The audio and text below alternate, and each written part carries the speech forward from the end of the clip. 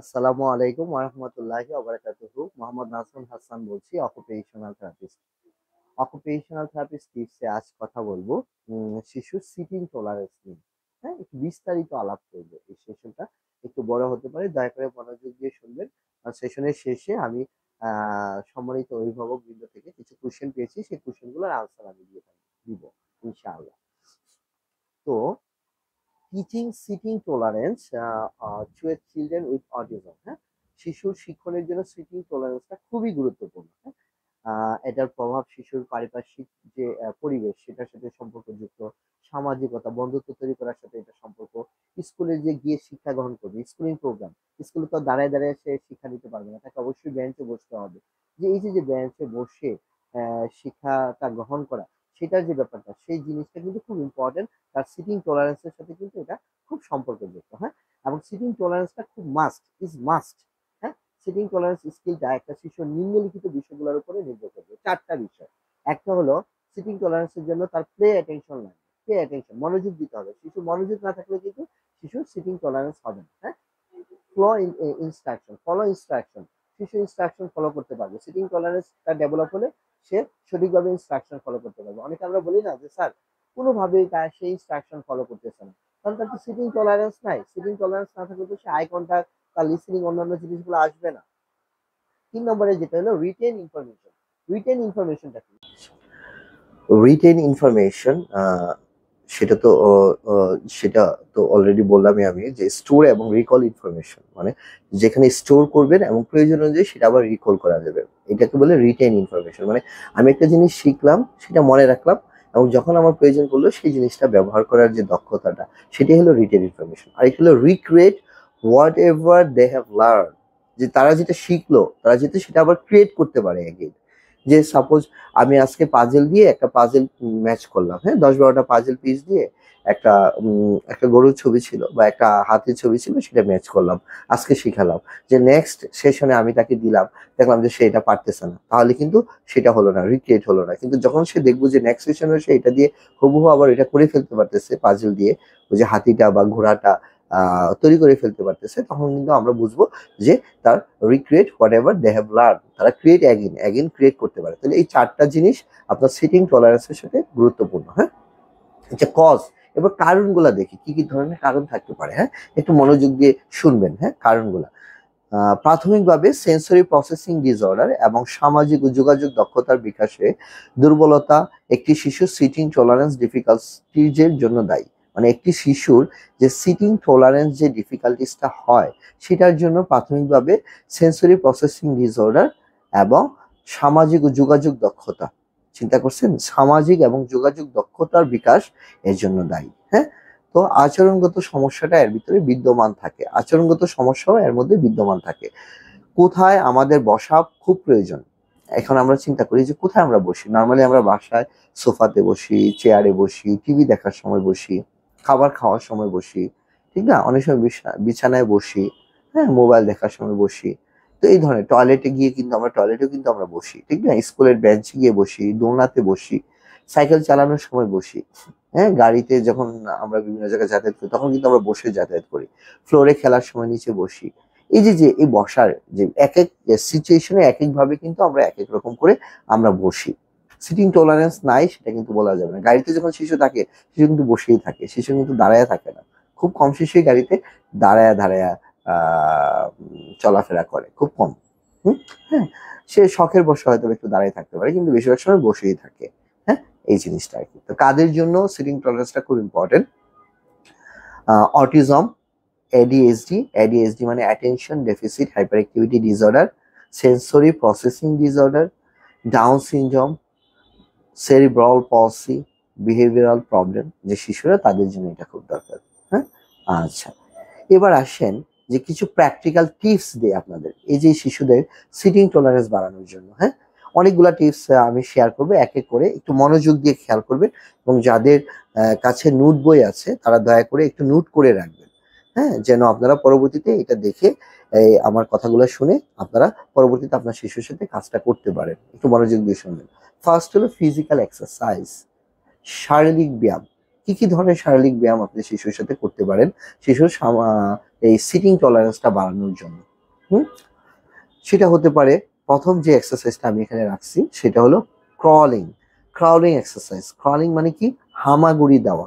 এই হামাগুড়িটা এতই ইম্পর্টেন্ট একটা রিফ্লেক্স বা একটা ডেভেলপমেন্টাল মাইলস্টোনের একটা পার্ট।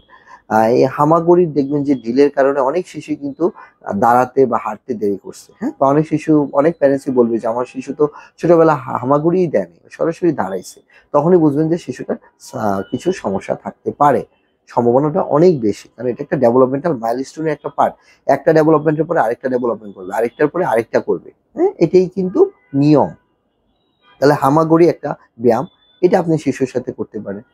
তারপরে স্কেটিং, যে শিশুরা যখন যারা একটু দৌড়াদৌড়ি লাফালাফি করতে পারে সেই সকল শিশুদের আপনি স্কেটিং দিতে পারেন, স্কেটিং শুজ দিতে পারেন, চাইলে এটা প্র্যাকটিস করতে পারেন, এটা একটা করতে পারেন।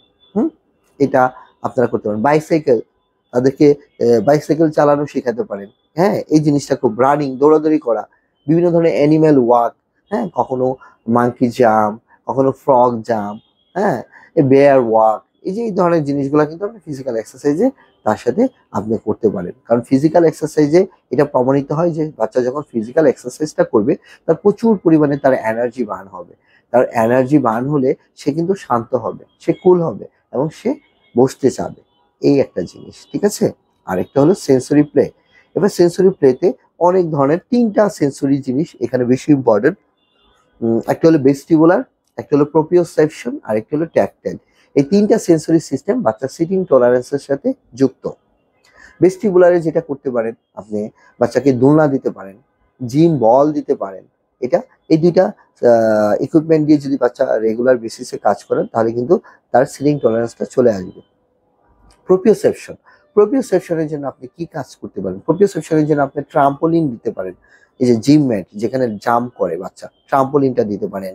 আপনি চাইলে এখানে জাম্পিং করাতে পারেন ফ্লোরের মধ্যে, এই ধরনের কাজগুলো করাতে পারেন, দৌড়াদৌড়ি করাতে পারেন। হ্যাঁ, প্রোপ্রিওসেপশন। ট্যাকটাইলের জন্য কি দেবেন? ট্যাকটাইলের জন্য মেসি প্লে, পানি দিয়ে খেলা, স্যান্ড দিয়ে খেলা, খালি পায়ে ঘাসের উপরে হাঁটা, হ্যাঁ, এই ধরনের কাজগুলো কিন্তু আপনি চাইলে তার সাথে করতে পারেন। হ্যাঁ, প্লে ডো স্লাই, এই ধরনের কাজগুলো আপনি তার সাথে আপনি করতে পারেন। হ্যাঁ, এবং ভেস্টিবুলারে কিন্তু আমি একটা জিনিস বলছিলাম যে আপনি জিম বল ব্যবহার করতে পারেন চেয়ারের পরিবর্তে। হ্যাঁ, জিম বল ব্যবহার করতে পারেন, কারণ জিম বলে যখন বাচ্চা বসবে সে কিন্তু প্রচুর পরিমাণে স্টিমুলেশন পাচ্ছে, ভেস্টিবুলার স্টিমুলেশন। এবং গবেষণায় দেখা গেছে যে শিশুরা যখন ভেস্টিবুলার স্টিমুলেশনটা পায় তারা কিন্তু কুল হয়ে যায়, শান্ত হয়ে যায়। হ্যাঁ, ছোট শিশুদের কেন আমরা দোলনা কিনে দিই বলেন তো?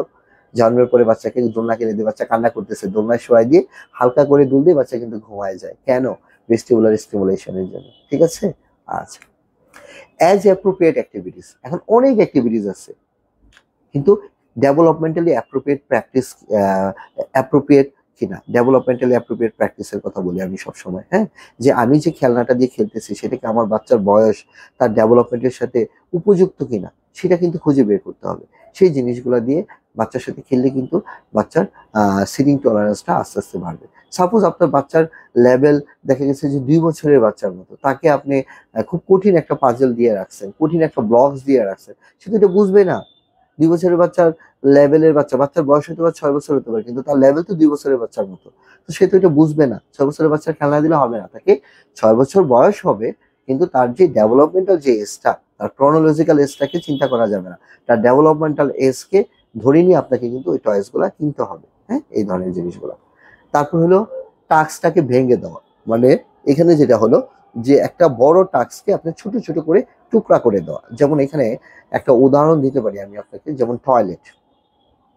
টয়লেট করতে গেলে কি করতে হবে? টয়লেটটা চিনতে হবে আগে, টয়লেটের দরজা খোলা বন্ধ করাটা শিখতে হবে, সিটকিনি লাগানো শিখতে হবে, ঠিক না, বা লক লাগানো শিখতে হবে। টয়লেটে গিয়ে সে কি করবে? বেসিনটা কোথায়, কোথায় তাকে বসতে হবে সেটা সম্পর্কে তাকে জানতে হবে, এবং সেই পরিবেশটা কিরকম সেটা সম্পর্কে তাকে জানতে হবে। কোথায় সুইচ আছে, সুইচ অন অফ করা শিখতে হবে, ট্যাপ অন অফ করা শিখতে হবে, ঠিক না, খোলা বন্ধ করা শিখতে হবে, ঠিক না, হ্যান্ড শাওয়ার চালানো শিখতে হবে। হ্যাঁ, প্যান্ট খোলা, প্যান্ট পরা শিখতে হবে, ঠিক না। তো এই যে অনেকগুলা কাজ, এই কাজগুলা কিন্তু আমরা ধীরে ধীরে ধীরে ধীরে আস্তে আস্তে করে এগুলোকে বলে টাস্ক অ্যানালাইসিস, মানে ব্রেক ডাউন করে দেওয়া। কিন্তু আমরা টয়লেট ট্রেনিং বলতেছি, কিন্তু এটার সাথে অনেক কাজ আছে, এই যে সূচু করা, পরিষ্কার করা, সাবান দিয়ে হাত ধোয়া, টাওয়েল দিয়ে হাত মোছা, এই জিনিসগুলো কিন্তু অনেক বড় একটা কাজ। টয়লেট ট্রেনিং বেসিক্যালি অনেক বড় একটা কাজ। এটা নিয়ে ইনশাল্লাহ আমি, আমার অনেক ভিডিও আছে, তারপরেও আমি আপনাদের রিকোয়েস্ট পেলে ইনশাল্লাহ এটার উপরে আবার ভিডিও করবো ইনশাল্লাহ। আচ্ছা, পজিটিভ রিইনফোর্সমেন্ট খুব ইম্পর্টেন্ট একটা জিনিস, যে পজিটিভ রিইনফোর্সমেন্ট অ্যান্ড সাকসেস। এই যে সাকসেসের জন্য আপনি মাঝে মাঝে পার্টি অ্যারেঞ্জ করতে পারেন। হ্যাঁ, আপনি তাকে 5 স্টার দিতে পারেন হাতের মধ্যে।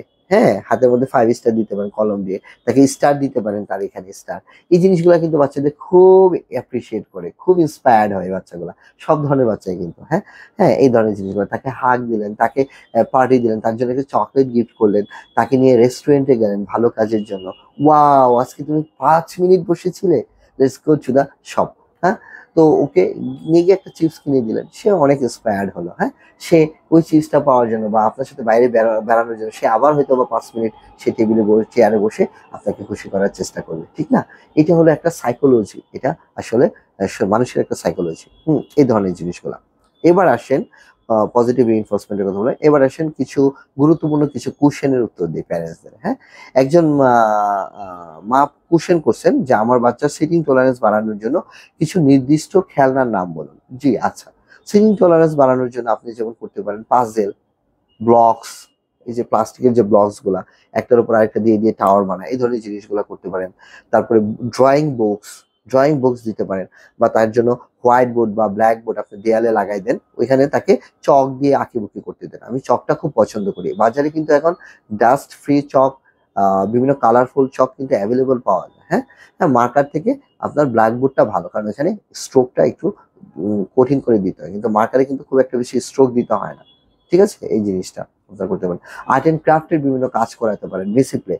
যেমন একটা আপনার কাছে একটা বোতল আছে, পানির বোতল আছে, পানির বোতলটাকে আপনি আঠা দিয়ে গ্লু দিয়ে উপরে এই যে নিউজ পেপারের যে কাগজগুলো দিয়ে দিয়ে দিয়ে দিয়ে দেখে সুন্দর একটা বোতল বানিয়ে ফেলেন। তারপর ওইটার উপরে আপনি লাল কালার করে দিলেন, যে বোতলটা লাল কালার হয়ে গেল, সবুজ কালার, হলুদ কালার। এতে কি হবে যে তার যে স্টিকি জিনিস ধরার যে টেন্ডেন্সি সেটা চলে যাবে, স্মেলের সমস্যাটা তার চলে যেতে পারে। হ্যাঁ, তার মনোযোগটা আস্তে আস্তে বাড়বে। হ্যাঁ, অনেকগুলা জিনিস এখানে হতে পারে। এই ধরনের কাজগুলা আপনারা কয়েন বক্সে কয়েন ফেলা, এটা তো খুব কমন একটা কাজ।